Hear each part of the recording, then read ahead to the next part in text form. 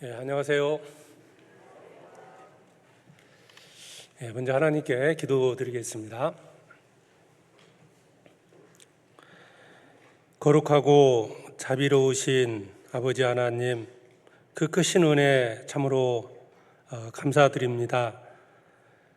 하나님을 알지 못하고 살았을 때 주님께서 말씀으로 저희들 먼저 불러주시고 죄악 가운데 살아가다가 영원한 지옥 형벌을 받을 수밖에 없었던 저희를 구원하시기 위해서 하늘의 모든 영광을 버리시고 이 땅에 사람의 모습으로 오셔서 우리가 받아야 할 저주와 심판을 대신 받으심으로 우리의 모든 죄를 씻어주셔서 영원한 천국에 소망을 주신 은혜 참으로 감사합니다.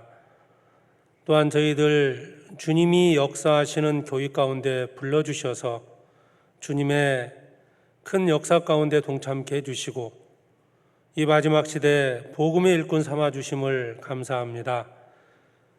우리의 나머지 삶이 오직 주님의 영광을 위해서 살아갈 수 있도록 우리의 마음과 생각을 지켜주시고 우리의 발걸음이 좌로나 우로나 치우치지 않도록 주 성령께서 친히 앞서 행해 주시기를 간절히 원합니다.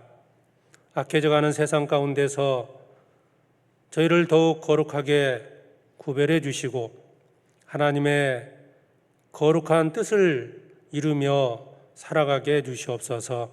주님 앞에서는 그날까지 오직 하나님의 영광을 위해서 살아가게 해 주시고 교회 안에서는 형제 자매를 사랑하고 교회 밖에서는 그 잃어진 영혼들을 구원하는 일에 부족함이 없게 해주시옵소서. 오늘 또 주일 아침 저희들 말씀 앞에 나왔습니다. 마땅히 깨닫고 알아야 될 것들을 오늘의 말씀을 통해서 나타내 주시고 우리는 그 말씀 앞에 또 순종하며 살아가게 해주시옵소서.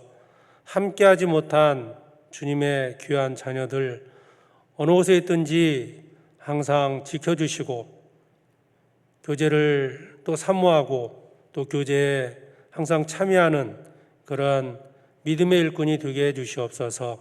우리를 사랑하시는 예수 그리스도의 이름으로 기도드립니다. 아멘. 성경 찾겠습니다. 로마서 8장입니다. 신약성경 로마서 8장 31절부터 보겠습니다.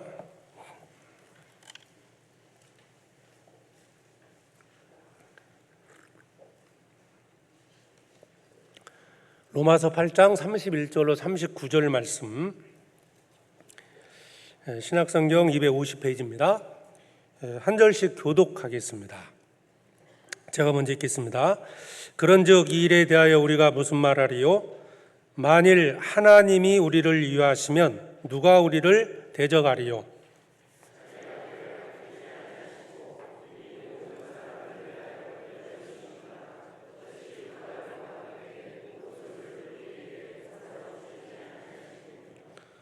누가 능히 하나님의 택하신 자들을 송사하리요? 의롭다 하신 이는 하나님이시니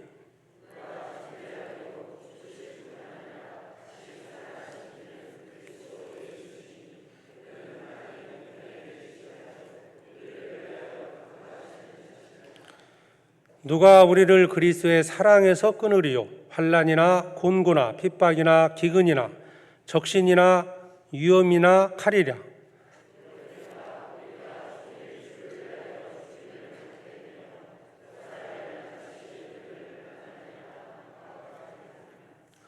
그러나 이 모든 일에 우리를 사랑하시는 이로 말미암아 우리가 넉넉히 이기느니라.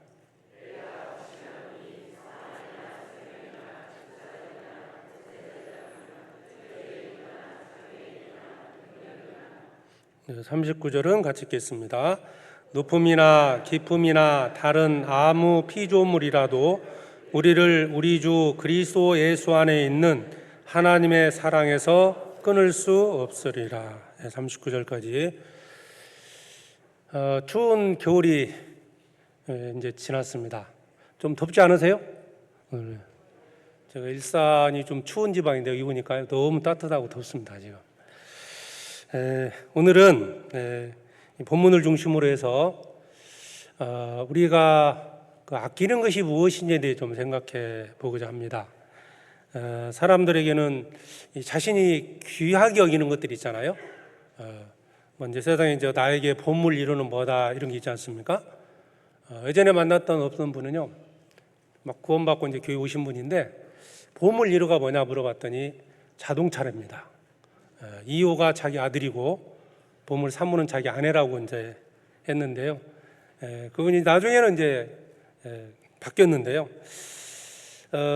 보통 이제 뭐 재물이 어떤 사람에게는 가장 귀한 것일 수도 있고, 뭐 어떤 건강 또 아니면 명예 여러 가지 것들이 뭐 있다고 보는데요. 건강을 잃게 되면 재물보다는 건강이 귀했거나 이런 것을 사실 이제 나중에 깨닫게 되는데요. 자, 우리가 구원받기 전에 가장 귀하게 여겼던 거하고 구원받은 이후에 가장 귀하게 여기는 것은 분명히 다를 겁니다. 사실 구원받다는 증거 중에 하나가 내가 가장 가치 있게 여기는 거, 귀하게 여기는 것이 달라졌다는 거거든요. 구원받기 전에는 세상에 있는 것들이 가장 귀했고 돈이 가장 귀했고 어쩌면 세상에서 부귀영화를 누리는 것이 가장 귀한 것이었습니다.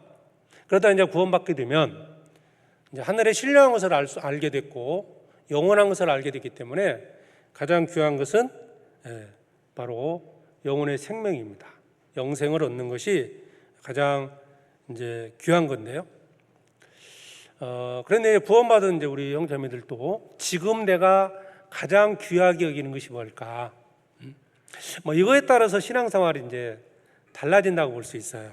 그러니까 사람들은 그 귀한 것을 얻기 위해서 때로는 그 귀한 것을 지키기 위해서 좀 더 덜 귀한 것들을 희생하잖아요. 거기 투자하고 희생하는 건데 여기 8장 32절에 보면 자기 아들을 아끼지 아니하시고 우리 모든 사람을 위하여 내어주신 이가 어찌 그 아들과 함께 모든 것을 우리에게 은사로 주지 아니하시겠느냐.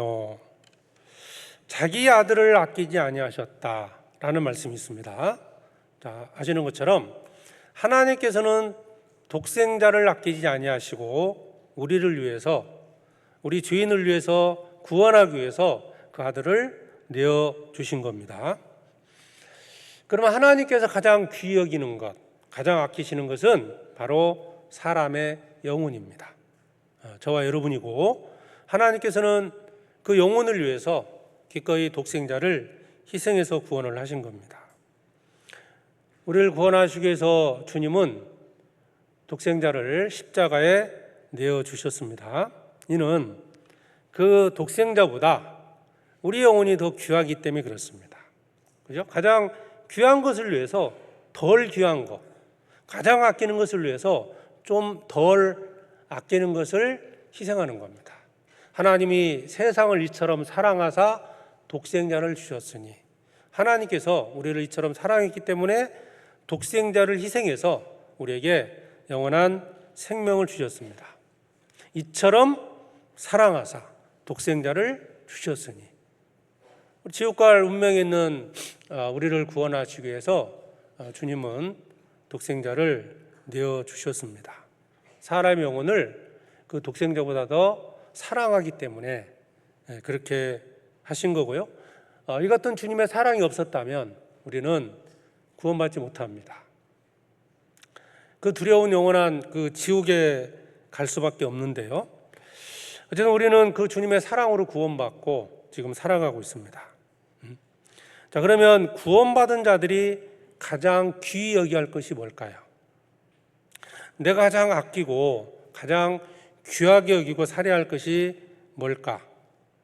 당연히 주님을 가장 귀히 여기고 주님을 사랑해야 됩니다. 또 한 가지는 주님이 가장 귀하게 여기고 아끼는 그것들을 위해서 우리도 주님을 사랑하고 그 아끼는 것을 위해서 살아가야 됩니다. 이것이 신앙생활입니다. 이게 올바른 생활이거든요. 구원받고도 여전히 세상에 있는 것들을 사랑하고 살아간다면 정상적인 신앙생활을 할 수가 없다는 겁니다. 주님이 아끼는 것하고요, 내가 아끼는 것이 다르다면 우리는 삶 가운데서 불순종할 수밖에 없습니다. 주님은 사람의 영혼을 가장 귀히 여기고 가장 아끼시기 때문에 지금도 그 모든 그 일을 행하고 계십니다. 우리도 주님의 일을 한다면 주님이 아끼는 그것을 위해서 살아야 돼요. 근데 만약에 내가 주님이 아끼는 것보다 내가 아끼는 것을 더 아끼며 살아간다면, 그게 다르다면 주님이 원하시는 길을 갈 수가 없다는 거예요. 그래서 오늘 말씀드리려는 것은, 나는 정말 주님이 아끼시는 것을 아끼며 살아가는지 한번 돌아보고, 우리가 주님이 아끼시는 것이 무엇이고 어떤 때 주님이 기뻐하시는지 이것을 좀 말씀을 드리도록 하겠습니다. 여기 31절을 먼저 내용을 한번 살펴보겠습니다. 그런즉 이 일에 대하여 우리가 무슨 말하리요? 만일 하나님이 우리를 위하시면 누가 우리를 대적하리요? 이 본문 내용은 이제 로마서 이 8장 그 앞부분까지가 복음을 믿어야 구원받는다는 그 말씀을 우리에게 주시고, 오직 믿음으로써 구원을 받게 된다. 그리고 구원받은 자들에게는 고난이 시작된다는 겁니다. 여기서 18절 보시죠. 18절에 생각건대 현재의 고난은 장차 우리에게 나타날 영광과 좋게 비교할 수 없도다. 구원받은 자들에게 고난은 필수라는 겁니다. 고난은 우리 선택할 수 있는 게 아니에요. 구원받으면 당연히 고난은 있게 된다. 그런데 그 고난 자체를 두려워할 필요는 없다. 이제 그걸 지금 여기 말씀하고 있는 거거든요.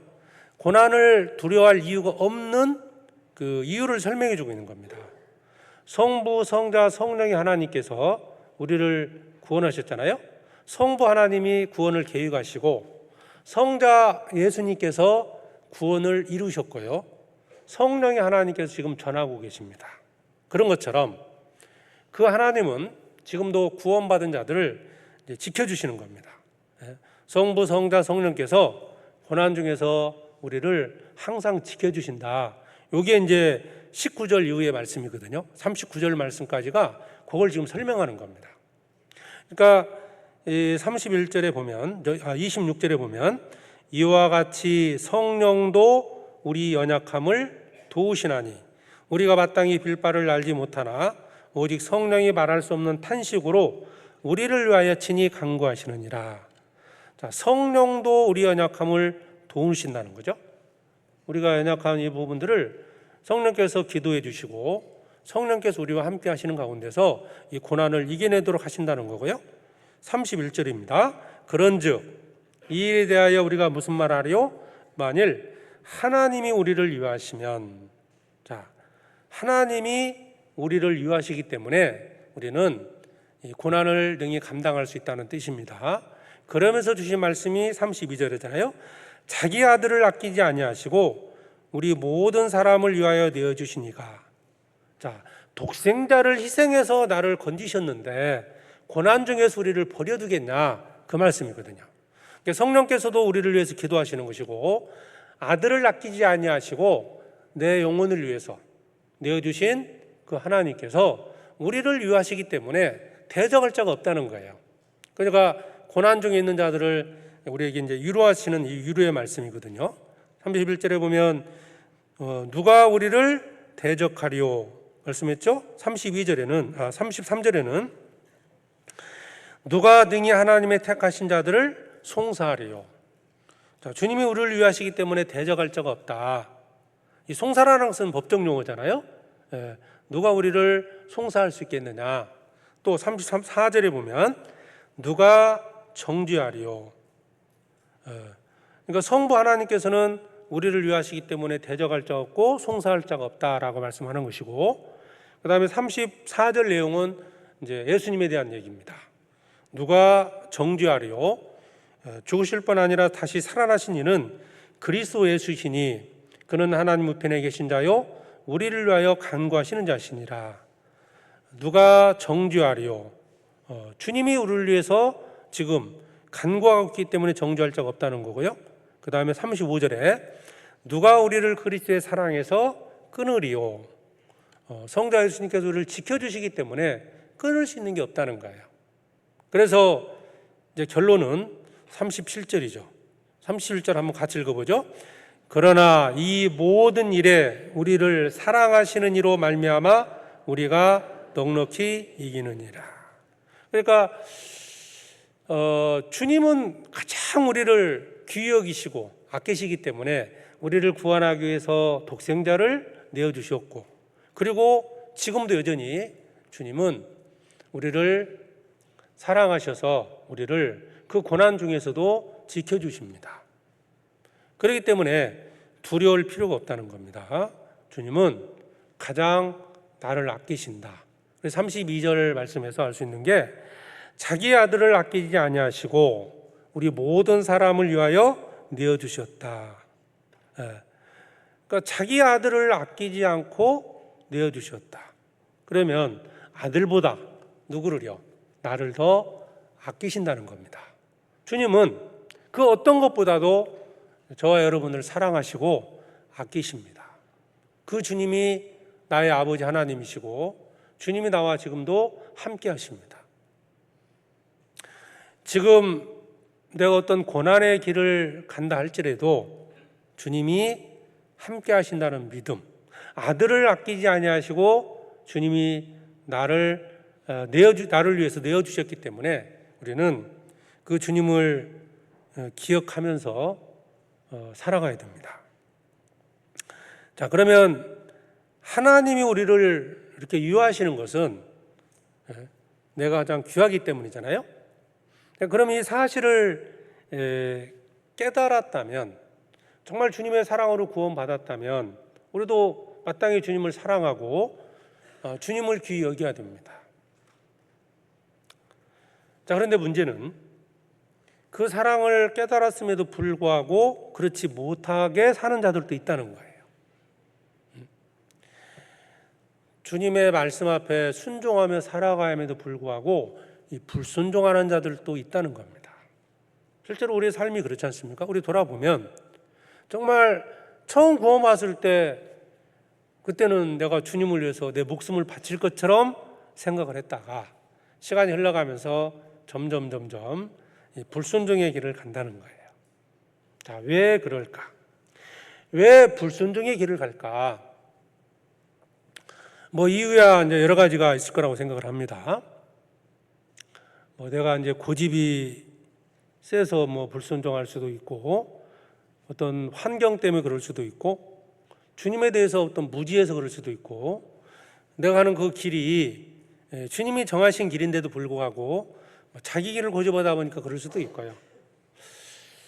성격적으로 이제 그런 분도 있고 그래요. 양띠인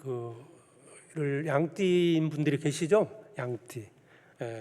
형제들끼리 같이 교제하면서 그러더라고요. 양띠 중에 염소띠가 있다고. 염소띠는 자꾸 들이받는, 똑같은 양인데 자꾸 들이받는 사람이 있답니다. 그러니까 이제 하나님 말씀 앞에 아니면 사람들 앞에, 교회 앞에 자꾸 뭔가 이렇게 이제 불순종하는 이런 경우가 있는데요. 자, 왜 불순종하고 살아갈까? 오늘 이제 성경에서 그 이유를 한번 먼저 찾아볼까 하는데요. 주님이 아끼는 것과 내가 아끼는 것이 같으면 아마 순종하며 살아갈 겁니다. 그런데 주님이 아끼는 것하고 내가 아끼는 것이 다르면 말씀에 순종이 되겠습니까? 주님이 귀히 여기는 것하고 내가 귀히 여기는 것이 다르면 절대 말씀에 순종할 수가 없다는 거예요. 주님은 사람의 영혼을 귀히 여기시죠? 사람의 영혼을 위해서, 그 전도하기 위해서 우리가 살아가기를 바라는데, 만약 내가 재물을 더 귀히 여긴다면 재물보다는 그 영혼을 위해 살아야 되는데, 영혼보다는 재물을 위해 살아가면 당연히 불순종할 수밖에 없는 겁니다. 우리 시대, 지금 이 마지막 시대, 복음을 전해야 하는 선지자로서 부름을 받은 겁니다. 우리는 왕같은 제사장들이다. 하나님의 그 아름다운 덕을 선전하는 자들이다. 선지자로서 부름을 받았습니다. 복음을 전해야 돼요. 복음을 전하기 위해서 나의 모든 것을 투자하고 희생을 해야 됩니다.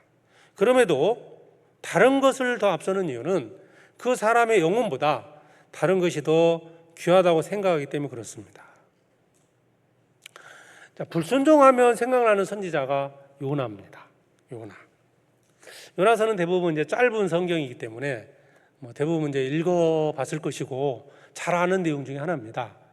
자, 그런데 요나가 왜 불순종했을까? 생각해 보셨어요? 요나가 왜 주님의 명령 앞에 불순종했을까? 사실 요나는 그 니느웨 성에 가서 하나님의 말씀을 선포하라는 명령을 받은 거거든요. 그런데 그게 싫어서 도망치고 결국 성에 가서 이제 전하기도 했는데요. 그런데 근본적으로 요나가 왜 불순종했을까? 한번 찾아보죠. 요나서 1장을 찾겠습니다.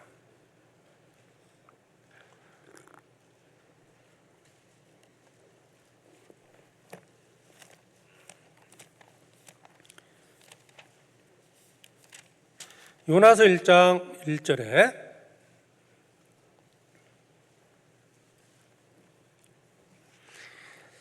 구약성경 1287페이지입니다.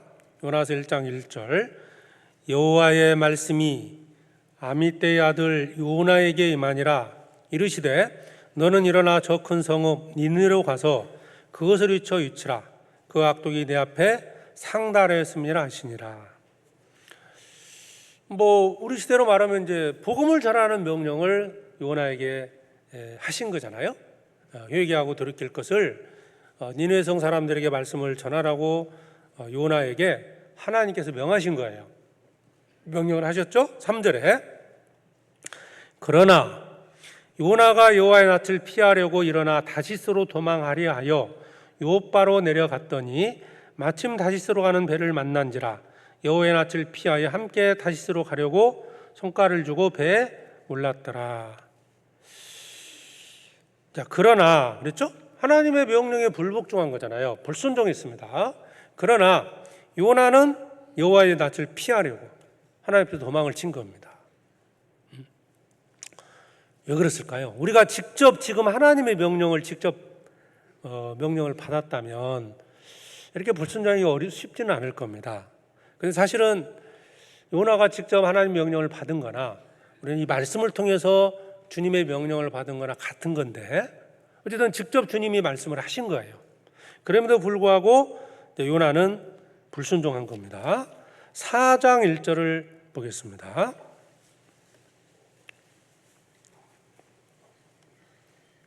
사장 1절에 요나가 심히 싫어하고 노하여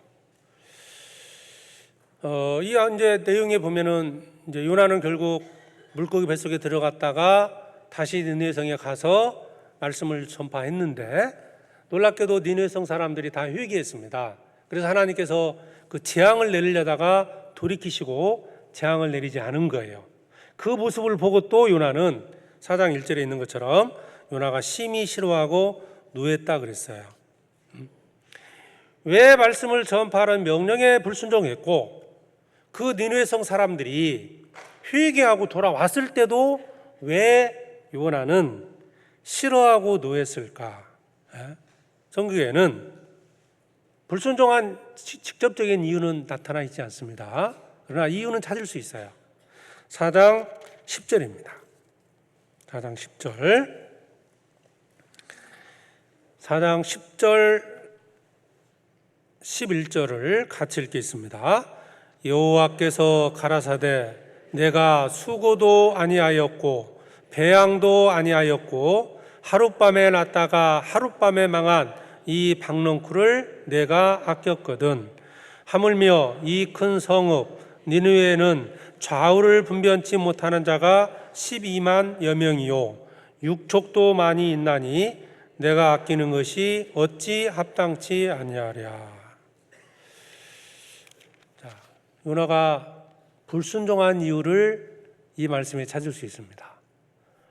하나님이 아끼시는 것하고 요나가 아낀 것이 달랐던 거예요. 요나는 박농쿨을 가장 아낀 사람입니다. 하나님은 그 박농쿨보다 바로 니느웨에 있는 그 사람들을 더 아낀 겁니다. 니느웨에는 좌우를 분변치 못하는 자가 12만여 명이요. 그 수많은 영혼들을 주님이 아끼신 거예요. 그래서 요나에게 니느웨 가서 말씀을 전하라는 거예요. 그들이 회개하고 구원받도록 요나에게 명하신 겁니다. 그런데 왜 불순종했느냐? 요나는 그 영혼보다는 자신의 육신적인 편안함을 더 추구했던 거예요. 박농쿨을 더 아낀 겁니다. 요나는 니느웨 백성이 회개하는 것에는 관심이 없었습니다. 회개해도 그것에 대해서 기뻐하는 것이 전혀 없었습니다. 요나가 불순종했고 싫어했고 화를 냈어요. 그런데 기뻐한 때가 한 번 있습니다. 4장 5절입니다.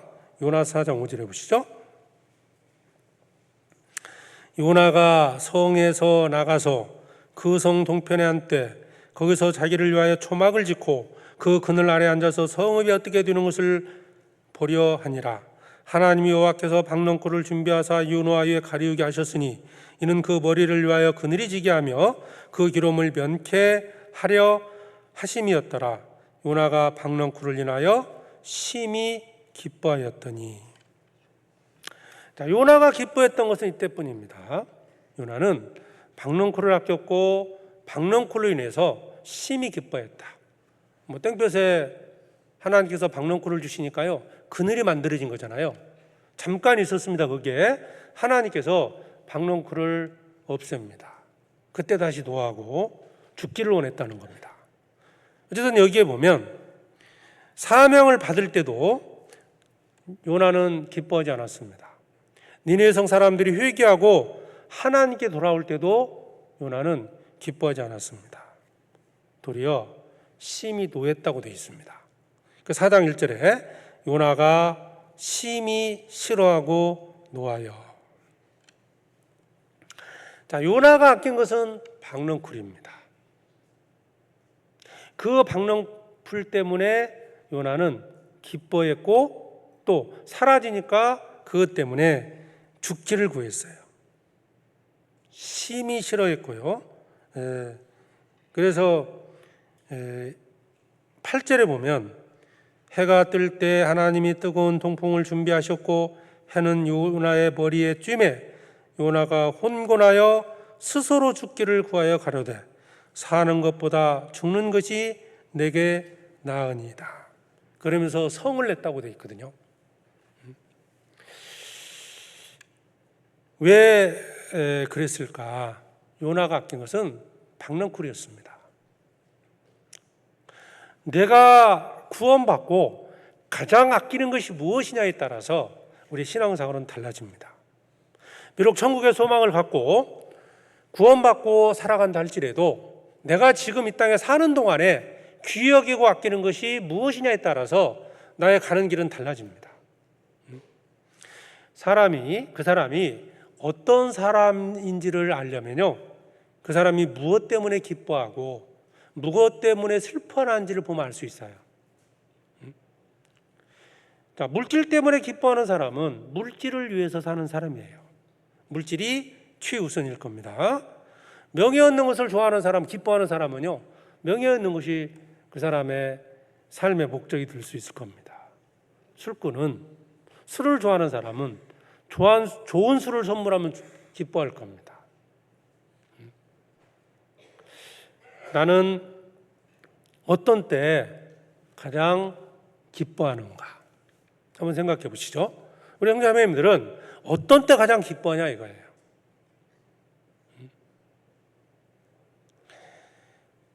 그 한 사람의 영혼을 위해서, 그 영혼을 구원시키기 위해서, 그 영혼을 위해서 기도하는 사람은 그 사람이 구원받는 것을 기뻐할 겁니다. 물론 대부분의 형제자매들은 한 영혼이 구원받는 것을 기뻐합니다.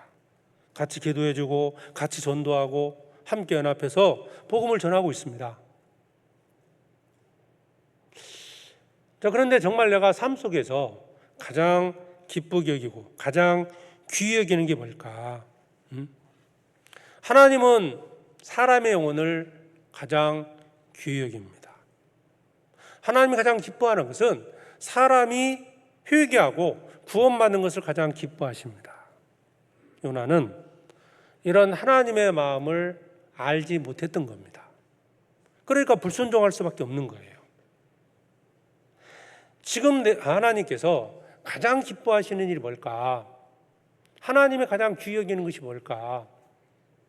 이것을 우리가 분명히 알고 그것을 위해 살아야 됩니다. 요나는 그런 주님의 마음을 알지 못했고 자신만을 사랑했던 사람이죠. 그러니까 불순종할 수밖에 없는 겁니다. 요나는 사람의 생명에는, 그 영혼의 생명에는 관심이 없었습니다. 자신에게 그늘을 만들어준 그 박넝쿨, 그것 때문에 하나님을 기쁘게 생각할 수도 있을 거예요. 그러니까 박넝쿨이 사라지니까 불평하고, 이건 하나님에 대한 원망이잖아요. 내가 구원받고 우리 삶 가운데서 좀 어려움이 찾아올 수 있어요. 고난이 올 수도 있습니다. 뜻하지 않은 불행이 찾아올 수도 있어요. 경제적인 어려움이 찾아올 수도 있습니다. 질병이 올 수도 있어요. 그러나 우리는 그로 인해서 하나님께 불평과 원망을 해서는 안 된다는 겁니다. 하나님의 어떤 섭리 가운데 어떤 일들이 일어나고 있다. 주님의 계획 속에서 주님은 나를 인도해 가신다. 아들을 아끼지 않고 주님이 나를 위해서 독생자를 내어주셨습니다. 우리가 그것을 참으로 믿는다면 주님은 나를 결코 버리지 않습니다. 그렇기 때문에 나도 주님이 아끼시는 것을 위해서 살아가야 됩니다. 주님이 기뻐하는 일을 위해 살아가야 됩니다. 그게 올바른 신앙생활이거든요. 만약 이게 다르면 불순종할 수밖에 없고 결국 점점 하나님으로부터 멀어지게 될 겁니다. 요나의 마음. 자, 불순종, 불평, 원망. 이유가 뭘까요? 내가 하나님 앞에 감사의 기도를 드리지 못하고 혹 불평과 원망 속에 살아가고 있다면, 또 교회 안에서 교회의 소중함을 알지 못하고 불평과 원망을 갖고 살아가고 있다면 그 이유가 뭐겠습니까? 주님은 교회를 사랑하십니다. 그렇죠? 사도행전 20장에 보면 자기 피로 사신 교회 그랬어요. 이 교회는 독생자를 희생해서 예수 그리스도의 보혈로 사신 곳이 교회입니다. 주님이 아끼는 것이 또 교회입니다. 사람의 영혼을 사랑하십니다.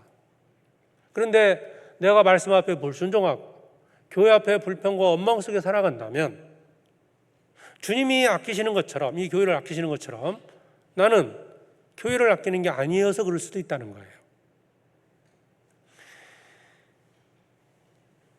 성경 그 창세기에 보면 아브라함이 이삭을 바치라는 명령 앞에 순종했습니다. 자, 왜 순종했을까요? 아브라함에 대해서 믿음의 사람으로 우리가 알고 있잖아요. 요나 하면 이제 불순종의 사람이고 아브라함 하면 순종의 사람이에요. 그러면 아브라함은 어떤 마음을 가지고 있었을까? 창세기 찾아보시죠. 창세기 22장입니다.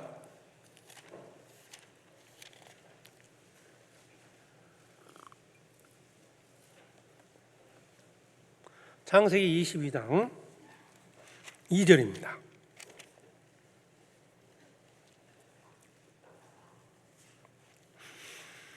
창세기 22장 2절에 여호와께서 가라사대 내 아들 내 사랑하는 독자 이삭을 데리고 모리아 땅으로 가서 내가 네게 지시하는 한 산 거기서 그를 번제로 드리라. 잘 아시는 것처럼 아브라함은 독자 이삭을 하나님의 은혜로 얻었습니다. 그것도 100세에 그 아들을 얻은 거예요. 어느 날 주님이 그 독자 이삭을 바치라는 명령을 합니다.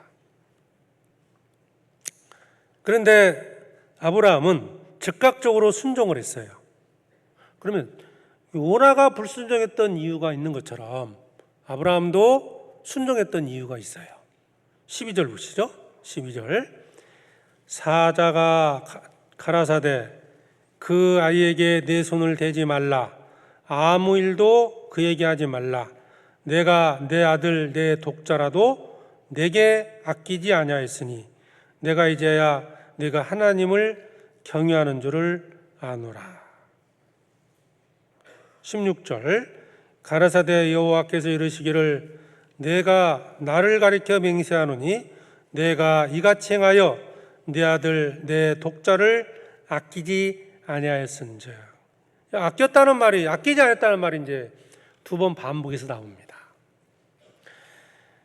아브라함이 독자 이삭을 바치라는 명령 앞에 순종할 수 있었던 것은 이삭보다 하나님을 더 아끼고 귀히 여기기 때문입니다.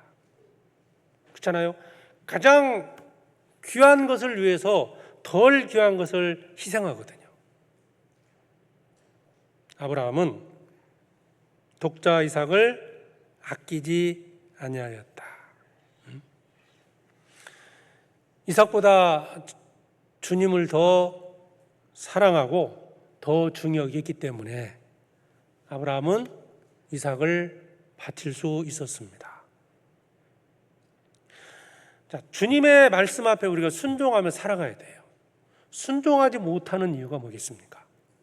내가 불순종하는 이유가 내가 하나님보다 사람의 영혼보다 내가 더 귀히 여기고 더 아끼는 것들이 있기 때문입니다.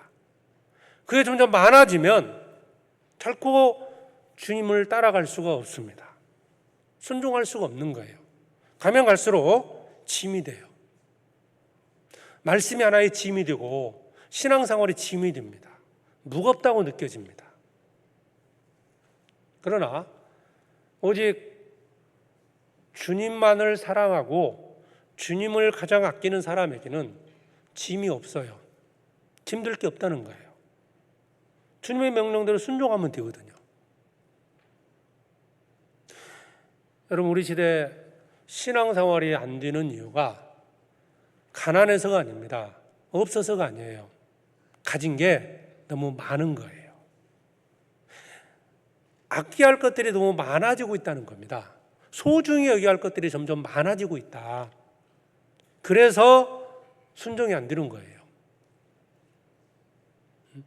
여러분, 내가 걸릴 게 아무것도 없다. 그러면 주님 말씀 앞에 순종하기 쉬워집니다. 이삭은 여기 말씀처럼 주님이 무엇 때문에 하나님을 경외하는 자라고 말씀하셨습니까? 내 독자라도 내게 아끼지 아니하였으니 내가 이제야 네가 하나님을 경외하는 줄을 아노라. 하나님을 경외하는 게 뭡니까? 하나님을 가장 아끼는 겁니다. 세상에 있는 것들을 내가 중하게 생각하는 것들을 주님을 위해서 드리는 것, 이게 주님을 경외하는 겁니다. 입술로만 경외하는 게 아닙니다. 내가 말로 주님을 사랑하고 말씀을 알고 말씀을 듣고 말씀을 묵상하고, 그렇죠. 지금 우리가 지금 우리 시대에 얼마나 많은 말씀들이 있습니까? 유튜브에 들어가면 오늘 설교 끝나면요, 교회 200몇 개 교회에 있는 모든 설교가 올라옵니다. 원하면 무엇이든지 들어요. 그런데 내가 말씀을 많이 안다고 해서 하나님을 경외하는 게 아니잖아요. 실제로 그 말씀에 순종하는 것이 하나님을 경외하는 겁니다. 그러면 왜 순종하지 못할까? 왜 주님께 드리지 못할까? 주님보다 드리지 못하는 그것을 내가 더 귀히 여기기 때문에 그렇습니다. 그것을 더 아끼기 때문에 그런 거 아닐까요? 여러분이 수건 한 장을 100만 원이다 사겠습니까?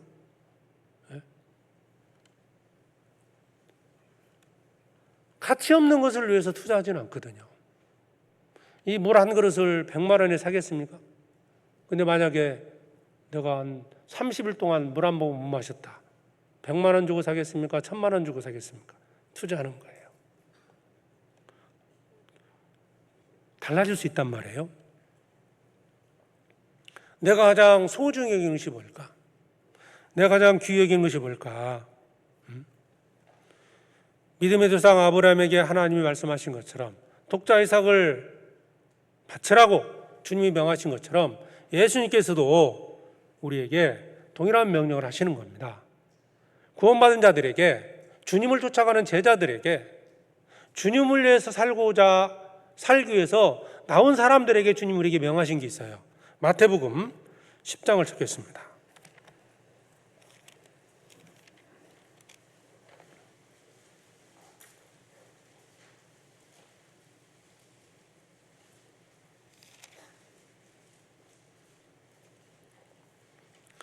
마태복음 10장 37절입니다. 마태복음 10장 37절입니다.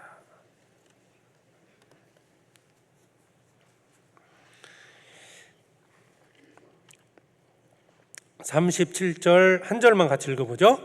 아비나 어미를 나보다 더 사랑하는 자는 내게 합당치 아니하고 아들이나 딸을 나보다 더 사랑하는 자도 내게 합당치 아니하고.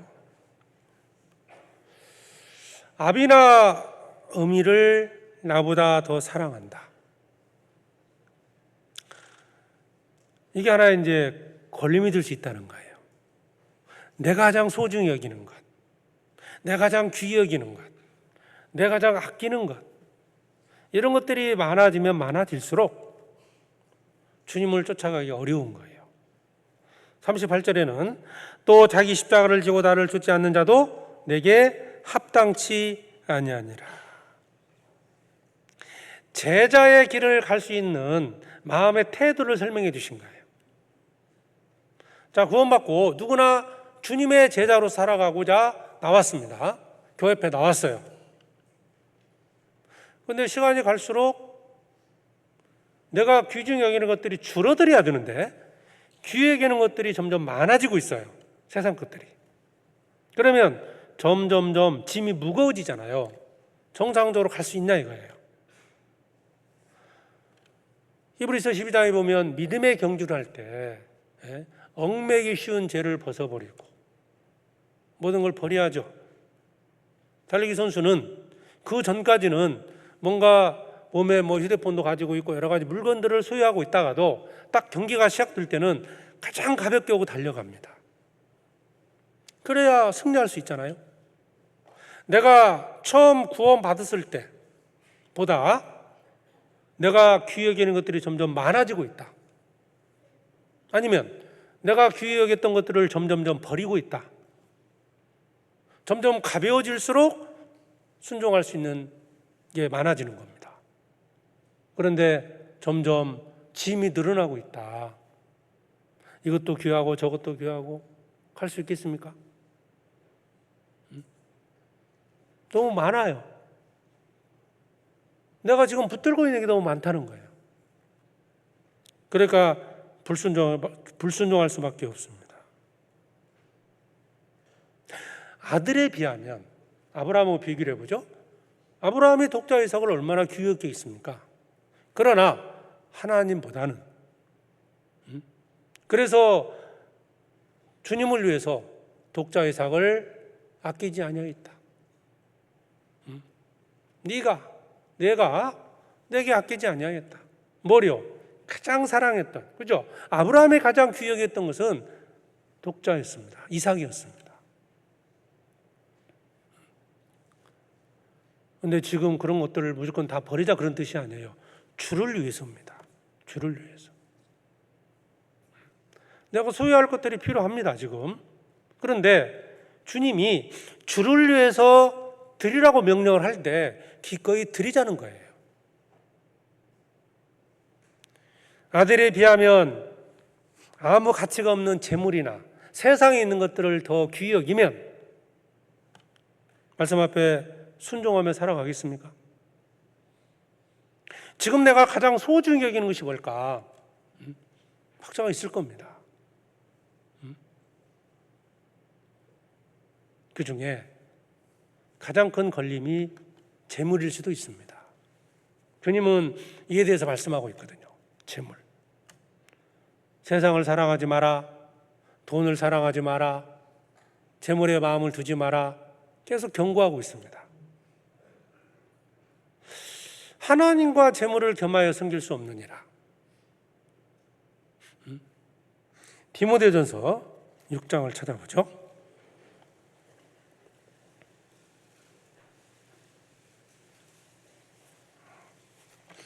디모데전서 6장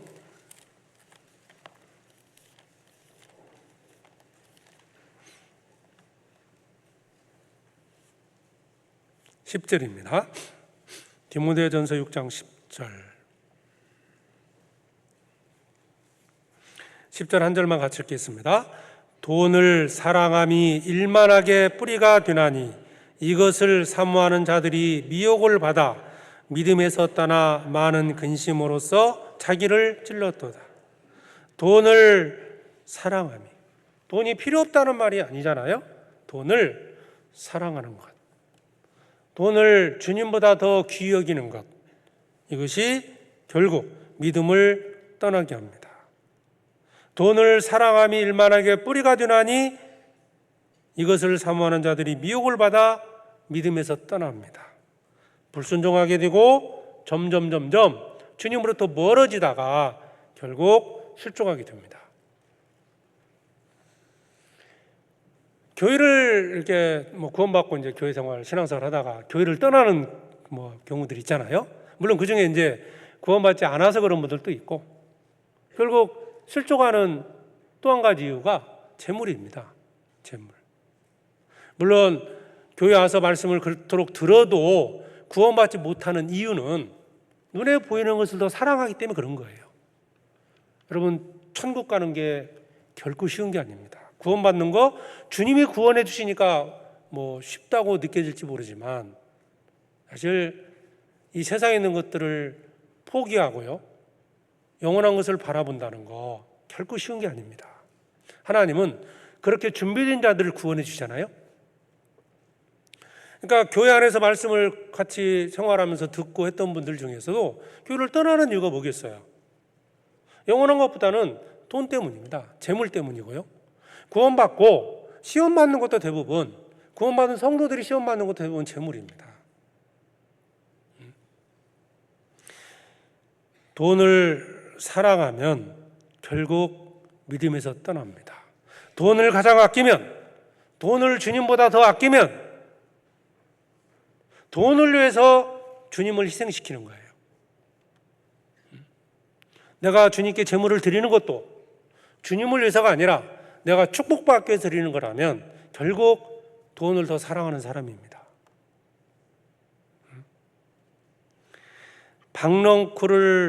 박넝쿨의 시험을 이겨야 됩니다. 그렇죠? 그래야만이 말씀에 순종하며 살아갈 수 있습니다. 요나에게 박넝쿨은 그 뜨거운 햇빛 아래서 편안함을 주는 거였습니다. 지금 내게 육신의 편안함을 주는 것들이 있어요. 그 시험을 얘기한다는 겁니다. 내가 주님을 귀히 여기고 주님을 더 중히 여기고 주님을 참으로 사랑해야만이 주님의 말씀 앞에 순종하며 살아갈 수 있습니다. 불순종의 이유, 믿음에서 떠난 이유, 실족하는 이유, 주님보다 더 귀한 것이 있기 때문에 그래요. 그게 재물이든 자기의 어떤 자존심이든 명예든 세상에 대한 욕망이든 그 무엇이든지 간에 결국 주님보다 더 가치 있게 여기는 것들이 있다면 그것이 나를 실족해 하는 거예요.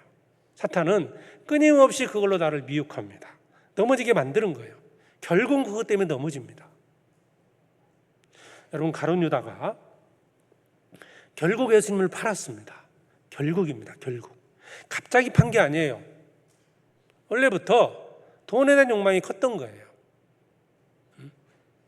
주님을 쫓았던 것도 왜 쫓았습니까? 돈꾀를 보고 그 돈꾀에 손을 훔쳐가기 위해서였습니다. 내가 지금 쫓아가는 이유가 뭐예요? 지금 더 복받기 위해서입니까? 내가 교제에서 멀어지면 혹 하나님께 징계받을까 봐, 내가 하나님께 제물을 드리지 않으면 혹 주님이 그 제물을 빼앗아갈까 봐, 만약 그런 마음이라면요, 제물을 더 사랑하는 사람이겠죠. 만약 그런 마음으로 살면요, 결국은 그것 때문에 실족합니다. 그것 때문에 믿음에서 떠날 수 있다는 거예요. 가룟 유다와 마리아, 요한복음 12장 찾아보죠. 두 사람이 데이빗에서 나오는데요, 12장 3절입니다.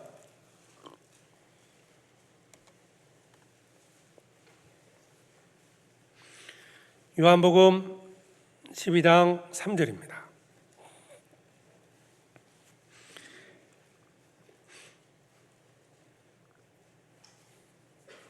마리아는 지극히 비싼 향유 곧 순전한 나드 한 근을 가져다가 예수의 발에 붓고 자기 머리털로 그의 발을 씻으니 향유 냄새가 집에 가득하더라.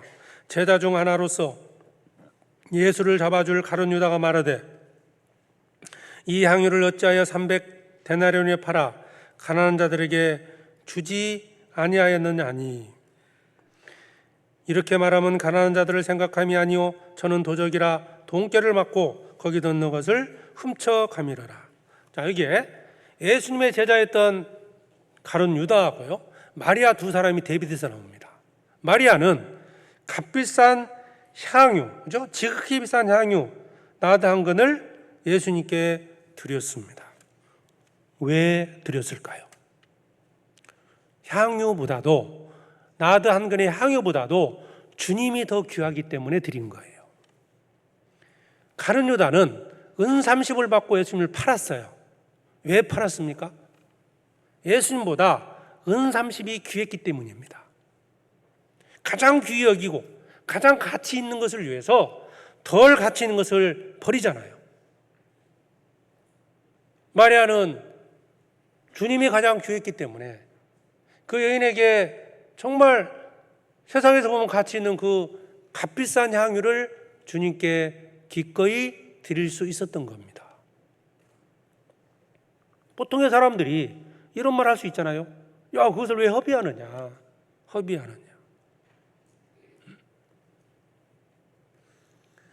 마리아에게는 결코 허비한 게 아닙니다. 지금도 많은 성도들이 주님을 위해서 헌신하고 살아갑니다. 어떤 분들을 볼 때는 허비하는 것처럼 느껴져요. 나 좀 적당히 살아라.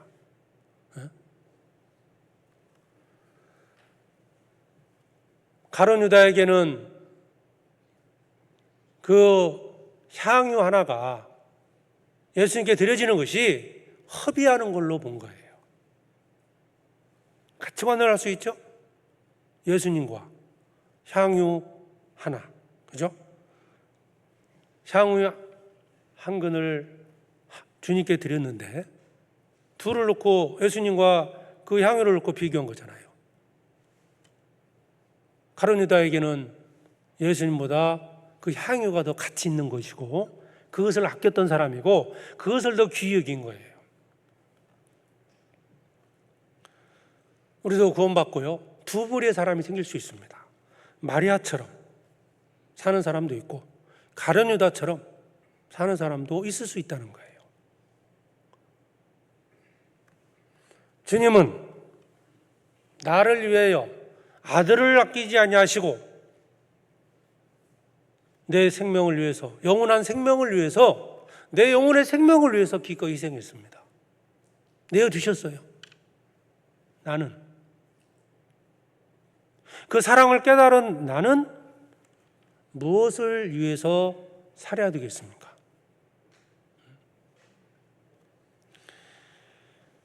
결국 이 사건이 마리아와 가룟 유다의 마지막이 달라지잖아요. 가룟 유다는 결국 이런 마음을 가지고 있었기 때문에 가장 가치 있는 것을 위해서 예수님을 버렸잖아요. 그에게는 돈이 가장 가치 있는 것이었기 때문에 예수님을 버린 겁니다. 마리아는 결국 끝까지 주님을 따라간 거예요. 무엇을 귀히 여기냐에 따라서 우리의 발걸음, 우리의 신앙사고는 달라질 수밖에 없습니다. 주님은 우리에게 필요한 것들을 주십니다. 이 땅에 살아가는 데 필요한 것이 건강이고 재물이고 가족, 자녀들도 있습니다. 그런데 그것을 더 살아가게 되면, 그것을 지키기 위해서요, 주님을 희생한다면 그것은 재물을 해가 되도록 지키는 거예요. 오히려 해가 된다는 겁니다. 전도서 5장입니다.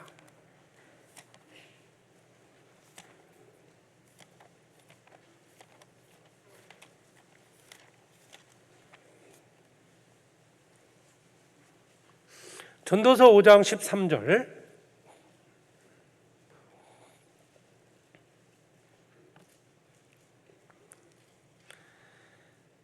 전도서 5장 13절 한 절을 같이 읽겠습니다.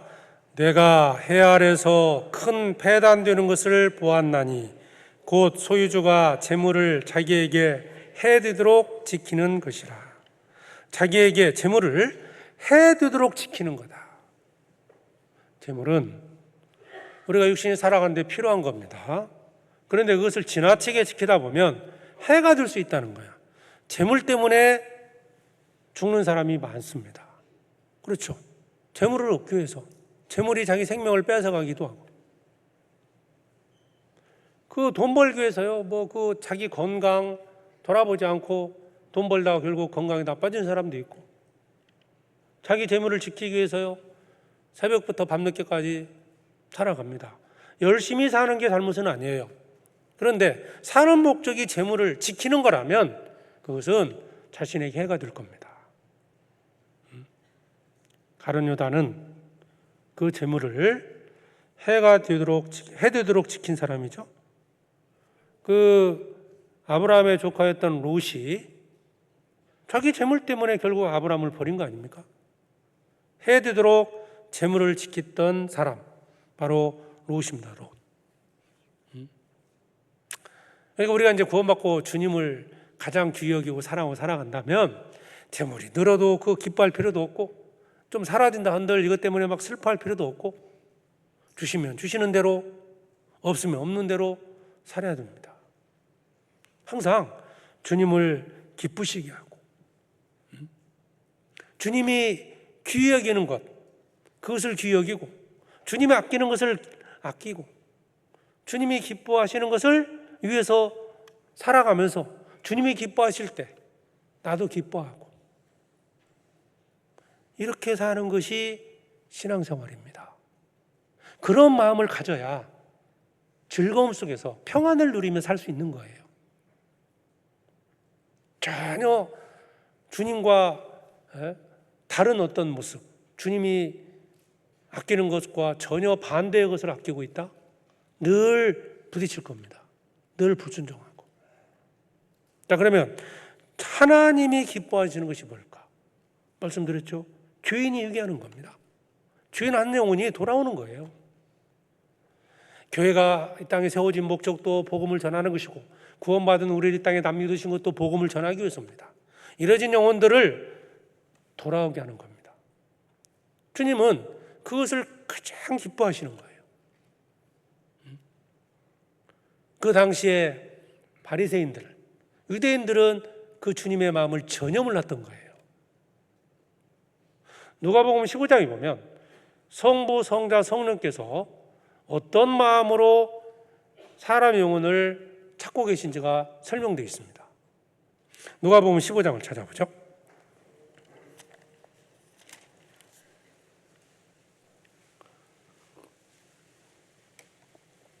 누가복음 15장 7절입니다.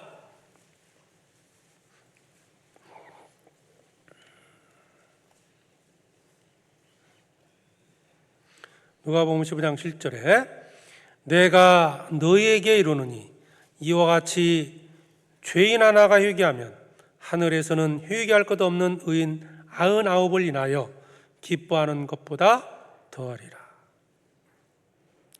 의인 99도 하나님은 기뻐하십니다. 우리를 기뻐하셔요. 그러나 죄인 하나가 회개할 때 더 기뻐하십니다. 우리 영혼을, 나를 주님은 사랑하셔요. 귀히 여깁니다. 그런데 지금 이뤄진 영혼들, 그 영혼들이 주님께 돌아오는 것을 주님이 더 기뻐하십니다. 우리가 사는 목적도, 이 땅에 남아있는 목적, 교회에서 함께 모여서 교제하고 말씀을 듣고 모든 그렇게 행하는 모든 그 이유, 목적도 결국 복음을 전하는 겁니다. 주님이 땅에 교회를 세우셨죠? 성령을 이 땅에 보내셨습니다. 성령이 이 땅에 오심으로써 시작된 게 뭐예요? 다른 방언으로 말하기를 시작하니라. 복음을 전했습니다. 구원받은 자들이 또 흩어져서 복음 전했습니다. 우리에게 고난이 있고 핍박이 있는 거 이건 중요한 게 아니에요. 주님은 결국 사탄에게 붙잡혀 있는 영혼들을 건져서 천국에 보내는 것이 주님이 지금 하시는 일이고, 그 영혼을 가장 귀히 여기시고 주님은 그 일을 위해서 모든 것을 행하고 있습니다. 고린도전서 9장에도 사도 바울은 내가 모든 것을 행함, 사도 바울이 모든 걸 행한 목적이 뭐냐? 복음에 참여하는 것이다. 복음을 전하는 거라고 말씀했습니다. 교회에서 행해지는 모든 것들은 결국 전도를 위해서 하는 거예요. 찬양을 하고 봉사를 하고 각 위치에서 봉사하지 않습니까? 우리가 재물을 드리고, 돈이 많으면 복음이 전해지는 게 아니고 복음을 전하기 위해서 우리는 재물을 드리는 겁니다. 교회당이 크면 전도가 잘 되는 게 아니고 복음을 전하기 위해서 교회당도 준비하고 시설도 준비하는 거예요. 하나 되면 전도가 되는 게 아니고 전도를 위해서 하나 되는 게 맞아요. 이게 순서가 뒤바뀌면 안 됩니다. 거룩하면 전도가 잘 되는 게 아니라 전도하기 위해서 우리는 거룩해야 됩니다. 만약 전도하기 위해서 거룩해지면 전도가 된다? 물론 틀린 말은 아니에요. 근데 자꾸 거룩함에만 초점을 맞추시자면요, 전도 안 합니다. 전도를 위해서 우리는 거룩해져야 됩니다. 전도하면서 잘 안 됐어요. 자기를 돌아보지 않겠습니까? 내가 이런 악한 마음을 품고 있으니까 안 되나 보다. 자기를 변화시킵니다. 전도하면서 계속적으로 거룩해지는 거예요. 주님이 가장 기뻐하시는 것은 바로 사람의 영혼입니다.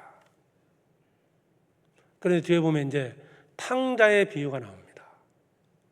탕자. 집 나간 탕자가 있습니다. 아버지의 마음은 그 막내가 돌아오는 것이 아버지의 소원이었어요. 아버지가 가장 기뻐하는 것은 바로 탕자, 그 아들이 돌아오는 겁니다. 성부 하나님의 마음을 탕자의 비유를 통해 설명해 주십니다.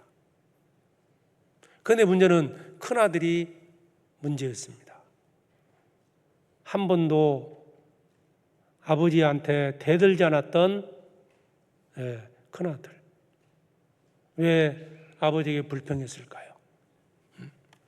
여기 15장 한번 찾아보죠. 15장 내용 찾으셨으니까요. 11절부터 이 탕자의 비유가 나오죠. 자, 24절을 찾겠습니다. 15장 24절.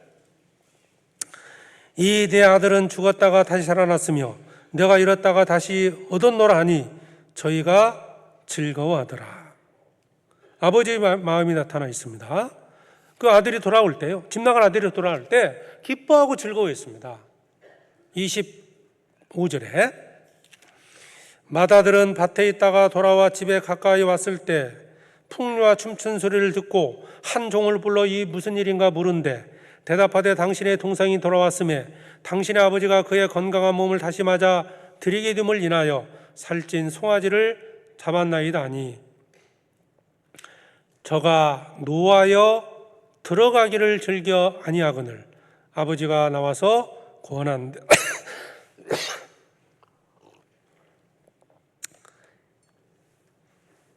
아버지는 집 나간 아들이 돌아왔을 때 기뻐했습니다. 그런데 집에 있었던 큰아들은 이에 대해서 화를 냈습니다. 그러면 왜 이 큰아들이 화를 냈을까? 첫 번째는 아버지의 마음을 몰랐다는 거고요. 두 번째는 재물에 대한 욕심 때문에 그럴 수도 있어요. 자기 몫을 가지고 나갔던 동생이 빈털터리 돌아왔습니다. 자기 소유가 이제 다시 혹 나눠질까 봐. 그러니까 이 큰아들은 동생에 대해서 전혀 관심이 없었습니다. 아버지가 가장 아끼는 것이 무엇인지를 몰랐던 거예요. 그래서 이 큰아들이 불평했던 겁니다. 아버지의 관심은 작은 아들이 살아서 돌아오는 겁니다.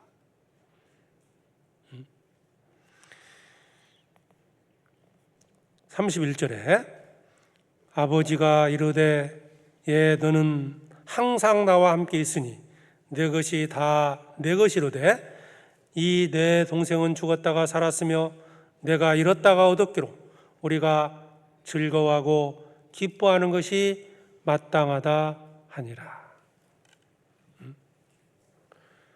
그 아버지의 마음이죠. 이게 하나님의 마음이지 않습니까? 우리는 구원받은 큰아들처럼 아직 세상에서 구원받지 못한 동생들을 찾아야 됩니다. 아버지는 그 동생을 찾기 위해서 예수님을 보내셨고 예수님이 십자가에 죽으신 거예요.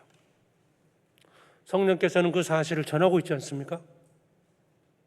우리도 주님이 가장 기뻐하는 일이 그 영혼을 살리는 일이기 때문에 우리도 그 일을 위해서 내 시간을 투자하고 내 재물을, 내 몸을 주님께 드리는 것이 마땅하지 않습니까? 그런데 시간, 재물, 내 건강 이런 것들을 내가 더 그 영혼들보다 귀히 여기면 그것들을 위해서, 그 영혼을 위해서 그것들을 희생할 수 없는 거예요. 내가 가장 아끼는 것.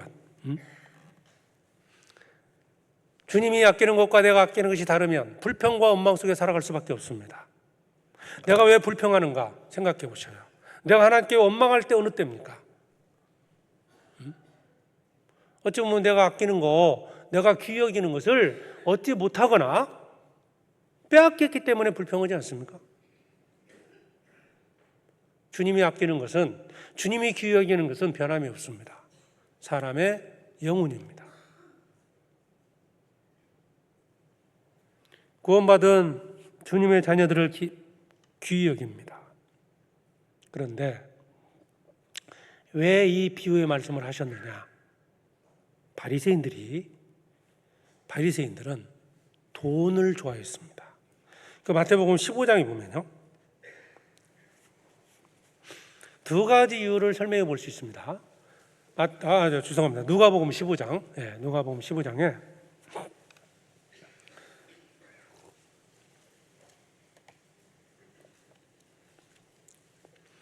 15장 1절에 모든 세리와 주인들이 말씀을 들으러 가까이 나오니 바리새인과 서기관들이 원망하여 가로되 이 사람이 주인을 영접하고 음식을 같이 먹는다 하더라. 주인을 가까이 하는 것에 대해서 바리새인들이 비난했습니다.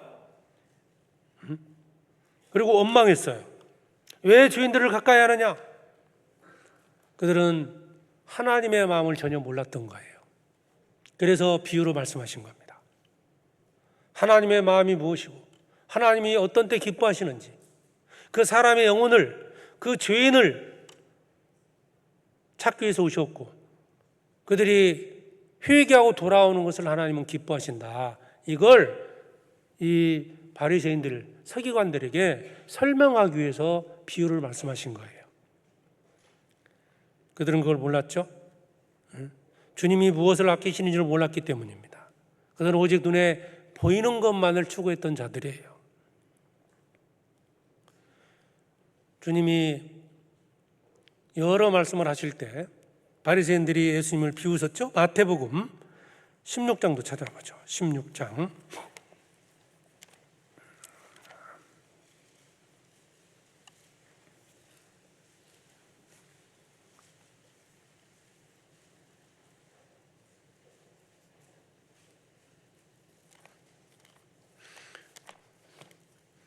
누가복음 16장입니다. 누가복음 16장.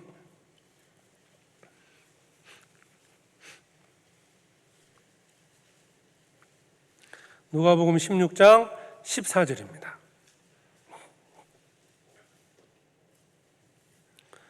14절에 바리새인들은 돈을 좋아하는 자라 이 모든 것을 듣고 비웃거늘. 이 말씀이 누가복음 15장부터 이어지는 말씀이에요. 자, 죄인들과 함께 먹는 것에 대해서 바리새인들이 예수님을 원망했죠. 그래서 하나님이 어떤 분인지를 설명해 줬어요. 비유를 통해서. 그리고 16장부터는 또 불의한 청지기에 대한 설명을 하신 겁니다. 그러니까 그들의 마음은 어디 있었느냐? 돈에 있었던 거예요. 돈. 바리새인들은 돈을 좋아하는 자라 이 모든 것을 듣고 비웃거늘. 왜 비웃었을까요? 돈을 좋아했기 때문에. 그 앞에 13절에 집 하인이 두 주인을 섬길 수 없나니 혹이를 미워하고 저를 사랑하거나 혹이를 중요하고 저를 경히 여길 것임이니라. 너희가 하나님과 재물을 겸하여 섬길 수 없느니라. 바리새인들은 하나님보다 돈을 더 아꼈던 사람들입니다. 그러니까 비웃은 거예요. 예수님의 말씀을 듣고 비웃은 겁니다. 재물을 더 사랑하는 사람은 재물을 얻기 위해서 주님을 희생할 겁니다. 주님을 더 아끼는 사람은 주님을 위해서, 복음을 위해서, 사람의 영혼을 위해서 자기의 재물을 희생할 겁니다. 순종하며 살아갈 수 있다는 거예요. 내가 가장 아끼는 것이 뭘까? 주님이 아끼는 거 말씀드렸죠? 주님이 아끼는 것은 사람의 영혼입니다.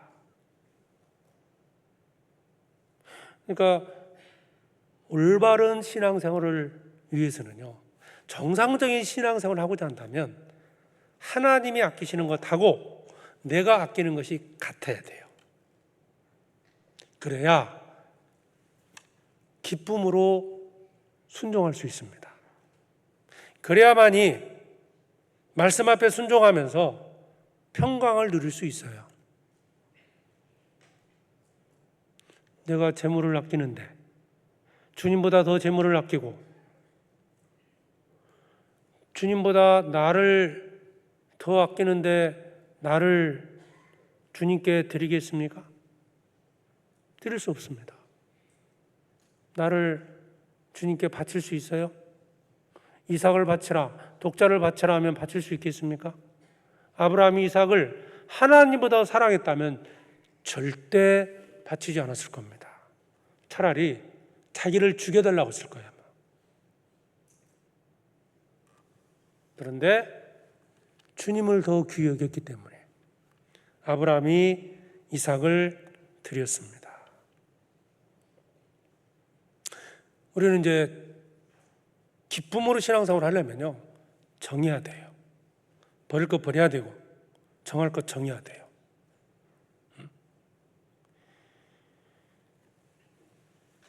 하나님이 가장 기뻐하시는 때는 사람이 구원받을 때입니다. 죄인 하나가 회개하고 구원받을 때 주님이 가장 기뻐하십니다. 우리도 그 일을 위해서 부르심을 받은 자들입니다. 복음을 전하기 위해서 주님은 이곳에 나를 세우신 거예요.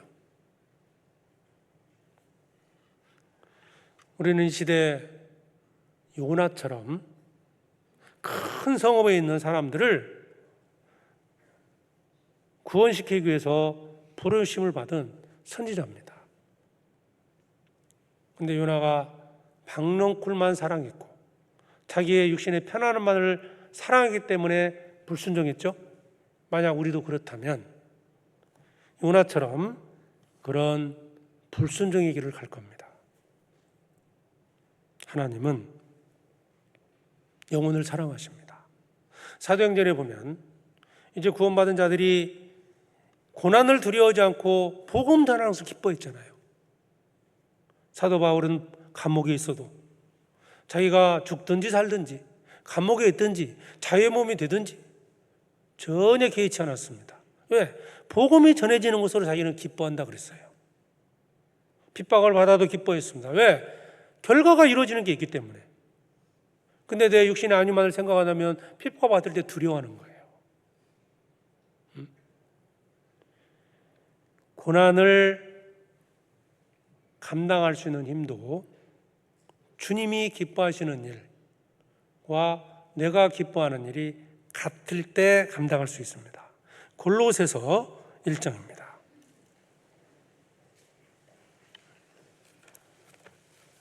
골로새서 1장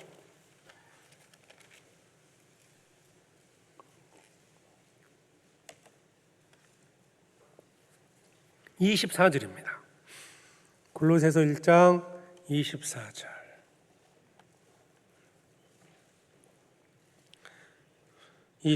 같이 읽겠습니다. 내가 이제 너희를 위하여 받는 괴로움을 기뻐하고 그리스도의 남은 고난을 그의 몸된 교회를 위하여 내 육체에 채우노라. 바울은 복음을 전하는 가운데서 너희를 위하여 받는 괴로움을 기뻐했다 그랬어요. 고난을 통해서 복음이 전해지지 않습니까? 바울이 복음을 전했어요. 얼마나 많은 고난과 핍박이 있었습니까? 자, 그런데 그 모든 것들을 기뻐할 수 있었던 것은 그 고난을 통해서 한 영혼이 구원받을 수 있었기 때문입니다. 고난이든 핍박이든 비난이든 이 모든 것들, 물질의 희생까지 필요하지 않습니까? 물질을 아끼고 자기만을 위해 산다면 결코 전도하는 일에 동참하지 못할 겁니다.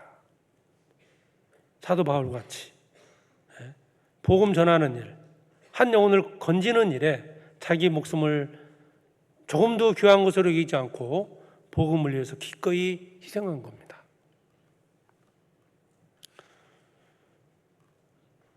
내가 열심히 살아보자 이런 다짐으로만 되는 게 아닙니다. 가치관이 바뀌어야 돼요. 내가 지금 소중히 여기는 것이 뭘까? 그게 바뀌지 않으면 그게 주님이 기뻐하시는 일, 사람의 영혼, 주님을 가장 귀히 여기고 주님을 사랑하지 않으면 아무리 다짐을 해도 결국 불순종의 길을 갑니다. 그래서 우리는 자기 아들을 아끼지 아니하시고 우리를 위하여 모든 것을 내어주시니 자기의 아들을 아끼지 않고 우리를 위하여 내어주신 주님이 우리를 위해서 모든 것을 내어주십니다. 또. 그러니까 나를 위해서 주님이 희생했다는 사실을 기억해야 됩니다. 이 세상에 있는 것들은 잠시 있다 사라지는 것들 아닙니까? 하나님이 가장 귀히 여기는 것은 사람의 영혼이고 하나님이 어떤 때 기뻐하실까? 무엇을 기뻐하실까요? 기뻐하는 것이 또 몇 가지가 있습니다. 로마서 12장을 찾겠습니다.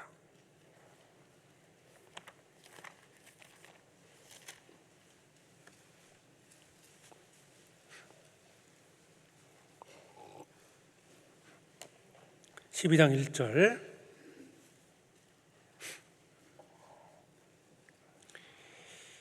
그러므로 형제들아 내가 하나님의 모든 자비하심으로 너희를 구원하노니 너희 몸을 하나님이 기뻐하시는 거룩한 산 제사로 드리라. 이는 너희들을 영적 예배니라. 진정한 예배가 뭡니까? 내 몸을 주님께 드리는 거예요. 내 삶을 드리는 거죠. 이것을 주님이 기뻐하십니다. 구약시대 이스라엘 백성들은 하나님께 제물을 드렸잖아요. 짐승을 잡아 드렸잖아요. 그때는 주님이 이스라엘 위해 대신 죽지 않으셨어요. 주님은 독자 이삭을 아끼지 않고 우리를 위해서 내어주셨습니다. 이제 그 사랑을 깨달은 우리는 주님이 요구하십니다. 내 몸을 드릴 때 기뻐하십니다. 두 가지 제물이 있어요. 두 가지. 내 몸을 드리는 거, 내 삶을 드리는 거죠. 또 한 가지 제물은 이방인을 제물로 드리는 거. 이게 전도잖아요. 15장, 여기 15장에 보시면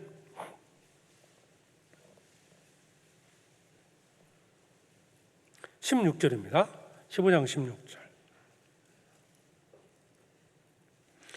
이 은혜는 곧 나로 이방인을 위하여 그리스도 예수의 일꾼이 되어 하나님의 복음의 제사장 직무를 하게 하사 이방인을 제물로 드리는 그것이 성령 안에서 거룩하게 되어 받으심직하게 하려 하십니다. 제 복음의 제사장 직무로서 이방인을 제물로 드리는 거예요. 그러니까 구원받은 자들은 두 가지 제물을 드리는 거예요. 나를 주님께 드리는 것, 또 하나가 이방인을 드리는 것. 이게 전도지 않습니까? 내 시간을 드리고 내 마음을 드리고 물질을 드리고 내 전부를 드리는 것, 이게 예배입니다. 그런데 주님을 귀히 여기지 않는다면 드릴 수 있겠어요? 그렇잖아요. 내가 더 중요하면 주님께 어떻게 드리겠습니까? 이스라엘이 광야에서 이스라엘 땅에 가나안 땅에 들어가서 항상 불평과 원망을 했어요. 어떤 때 원망했습니까? 잘 될 때 원망한 게 아니에요. 광야에서 고기가 없을 때, 물이 없을 때 원망했어요. 그들은 주님보다 물이 더 그들에게는 더 귀했던 거예요. 같이 있었던 거죠. 고기가 없으니까 즉각 원망하면서 애굽으로 돌아가기를 구했잖아요. 하나님의 뜻은 노예 생활했던 이스라엘 백성들을 건져서 가나안 땅에 데려가는 것이 목적이잖아요. 뜻이잖아요. 그 과정에서 잠깐의 고난이 있었어요. 그런데 다시 애굽 땅으로 돌아간다고? 그들은 하나님의 마음을 몰랐던 겁니다. 내가 구원받고 신앙생활 중에서 고난이 닥칠 수 있어요. 뜻하지 않은 어려움이 찾아올 수 있습니다. 그런데 우리는 생각해야 됩니다. 이미 우리는 영원한 천국의 영광을, 그 소망을 얻은 거예요. 그 세상 어떤 것하고 바꿀 수 없잖아요. 그 천국에 대한 소망을 주시기 위해서, 천국에 들어갈 수 있는 그 천국 백성을 삼기 위해서 주님을 희생했잖아요. 그거 기억해야 됩니다. 그러면 내가 가진 것 다 사라진다 하더라도, 심지어 내 목숨이 사라진다 하더라도 우리는 불평할 이유가 없는 거예요. 왜? 죽어도 다시 사는 소망이 있잖아요. 부활의 소망이 있지 않습니까? 영원히 사는 소망이 있잖아요. 그렇기 때문에 원망해서는 안 됩니다. 이스라엘은 출애굽 이후에 가나안 땅을 정탐하고 원망했습니다. 광야에서 물이 없다고 원망했습니다. 고기가 없다고 원망했습니다. 원망하지 말라는 거예요.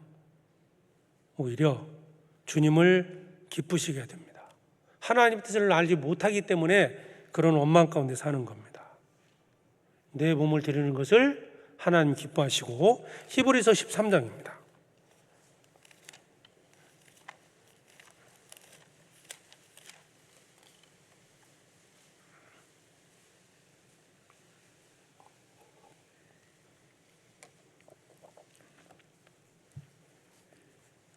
히브리서 13장 16절 한 절만 같이 읽겠습니다. 오직 선을 행함과 서로 나눠주기를 잊지 말라. 이 같은 제사는 하나님이 기뻐하시느니라. 선을 행함과 서로 나눠주기를 잊지 마라. 형제자매를 섬기는 거예요. 이 같은 제사는 하나님이 기뻐하십니다. 자기 중심적으로 살게 되면 형제자매를 섬기지 않습니다. 내가 대접받지 못하면 기분 나쁘고. 내가 사랑받지 못하면, 교회 안에서 사랑받지 못하면 불쾌하고. 우리 성경 말씀을 정확히 이해를 해야 되는데, 우리가 구원받은 이후에 사랑받을 권리가 있는 걸까요? 사랑할 의무가 있는 걸까요? 사랑할 의무가 있는 겁니다. 권리가 있는 게 아니에요. 권리처럼 착각하면 안 됩니다. 형제 자매를 섬겨야 할 의무가 있는 것이지 내가 섬김받을 권리가 있는 게 아니에요. 누가복음 22장에 보면 제자들끼리 서로 싸웠잖아요. 누가 더 크냐? 이 문제로 다툰 거예요. 제자들을 모아둔 이유가 뭡니까? 교회를 세우신 이유가 뭐냐고요? 뭐 높임받고 섬김받으려고요? 아닙니다. 복음을 전하기 위해서고, 이 말씀과 같이 형제자매를 섬기는 겁니다. 그 13장 1절에 형제 사랑하기를 계속하고 손님 대접하기를 잊지 말라. 이로써 부지 중에 천사들을 대접한 이들이 있었느니라. 구원받은 자들에게 두 가지 명령을 주신 거예요. 하나님을 사랑하라. 두 번째, 이웃을 사랑하라. 형제자매를 섬기고 형제자매를 사랑하라는 거예요. 형제자매를 대접하라는 거예요. 대접 받는 것에 초점을 맞추면, 그죠? 그것에 초점을 맞추면 하나님이 기뻐하시는 것과 다른 거잖아요. 형제자매를 섬기라는 거예요. 나눠주라는 거예요. 그래야 교회 안에서 이 하나됨을 더욱 지켜갈 수 있는 겁니다. 자, 하나님이 기뻐하시는 것은 형제자매를 섬기는 겁니다. 서로 사랑하라는 계명을 이루는 것이고, 만약에 형제자매를 미워하는 것은 말씀 앞에 불순종하는 겁니다. 교회는 섬기는 곳이지 대접받는 곳이 아니에요. 대접받는 거, 여기에 목표를 세우면요, 결국 대접받지 못함으로 인해서 교회를 떠납니다. 내가 교회 안에서 불평하는 이유가 뭐라고 생각하세요? 불평하는 경우가 있거든요. 밥이 왜 이러냐, 이런 분들 있더라고요. 점심 드시면서 반찬이 왜 이러냐. 교회 밥 먹으러 온 게 아닙니다. 물론 잘해야 돼요. 대접받으러 온 게 아니에요. 우리는 복음을 전하기 위해서 함께하는 겁니다. 형제자매를 섬기기 위해서 우리는 최선을 다하는 거예요. 서로 사랑하고 서로 나눠주는 거죠. 의무입니다. 의무, 권리가 아니다. 그래서 주님은 그것을 기뻐하시는 거예요. 주님이 아끼시는 게 뭘까? 주님이 정말 귀히 여기는 게 뭘까? 그걸 위해 살아가잖아요. 주님은 반드시 갚아주십니다. 주님이 가장 귀히 여기는 것을 위해서 살아가면, 주님이 아끼시는 것을 아끼고 주님이 기뻐하는 일을 행하게 되면 그 일은 결코 헛된 일이 아니라는 거예요. 반드시 이 땅에서 주님이 다 갚지 않으시면 천국에서 갚아주십니다. 주님의 일에 힘써야 됩니다. 주의 일이 뭘까요? 주님이 기뻐하시는 일이죠. 주님이 아끼는 일을 하는 거고요. 주님이 귀히 여기는 일을 하는 거예요. 고린도전서 15장입니다.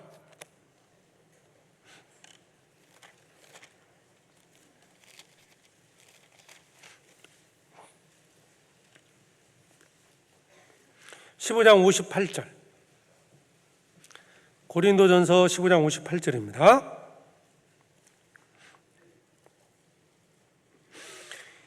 같이 읽죠.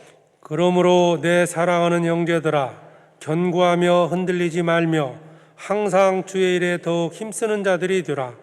이는 너희 수고가 주 안에서 헛되지 않은 줄을 알미니라. 주의 일에 힘쓰는 자들이 되라. 더욱 붙어있죠? 힘쓰는 자, 더욱 힘쓰는 겁니다.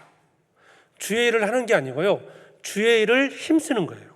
그리고 더욱 힘쓰는 겁니다. 주의 일, 주님이 기뻐하시는 일, 주님이 가장 귀히 여기는 그 일을 더욱 힘쓰라.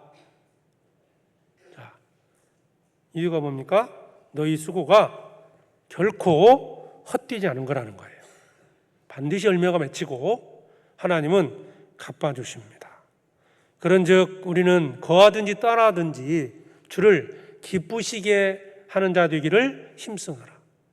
주를 기쁘시게, 주님이 기뻐하시는 일을 하는 것, 더욱 많이 힘쓰라. 더욱 주님이 갚아주십니다. 훗날 상급으로 갚아주셔요. 이 땅에서 대접받고 누리는 건 잠깐입니다. 그러나 천국에서 우리는 영원히 삽니다. 천국에서 내가 어떤 모습으로 사는지, 내가 받게 되는 영광이 무엇인지를 생각해야 됩니다. 그것을 귀하게 여기는 사람은 그것을 위해 살아갑니다. 이 땅에 물질을 얻고 세상에서 부귀영화를 누리는 것보다 천국에서 영광을 누리는 것가 훨씬 더 귀하다, 가치 있다고 느끼는 사람은, 그렇게 아는 사람은 그것을 위해 살아갑니다. 주의 일에 더욱 힘쓰는 자가 되어야 됩니다. 하나님이 기뻐하시는 일을 해야 됩니다. 다시 로마서 8장 다시 보겠습니다. 32절.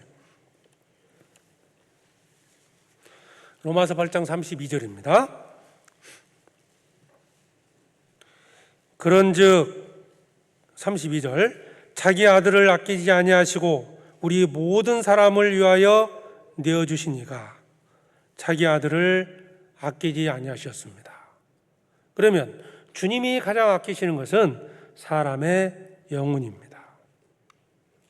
사람의 영혼이 가장 귀하고 가장 아끼셨기 때문에 주님은 아들을 그 영혼을 위해서 희생하신 겁니다. 하나님이 나를 사랑하시기 때문에 독생자를 주신 겁니다. 우리는 그 사랑으로 구원을 받았습니다. 이제 그 사랑을 깨달은 자들은 주를 위해 산다는 것은 주님이 아끼는 그것을 위해서 살아가는 거예요. 주님이 기뻐하는 일을 위해 살아가는 겁니다. 만약 요나처럼 방 넝쿨만을 사랑하고 있다면, 가룟 유다처럼 재물만을 사랑한다면 절대 주를 위해서 살아갈 수도 없고 말씀에 순종할 수 없습니다. 하나님이 아끼는 그것을 아끼는 사람, 그 사람이 순종의 길을 가게 됩니다. 그래서 하나님은 사람의 영혼을 가장 아끼신다는 것, 그걸 아시고 그것을 위해서 정말 복음을 열심히 전하면서 남은 생일을 살았으면 합니다. 기도하겠습니다. 하나님 아버지, 감사합니다. 저희를 구원하기 위해서 그 아들을 아끼지 아니하시고 우리를 위해서 내어주신 은혜 참으로 감사합니다. 이제 우리는 주님의 사랑을 깨닫고 또 주님을 섬기기 위해서 교회 안에 함께하고 있습니다. 우리에게 믿음을 더해 주셔서 주님을 기쁘시게 하는 삶, 사람의 영혼을 건지는 삶을 살게 해 주시옵소서.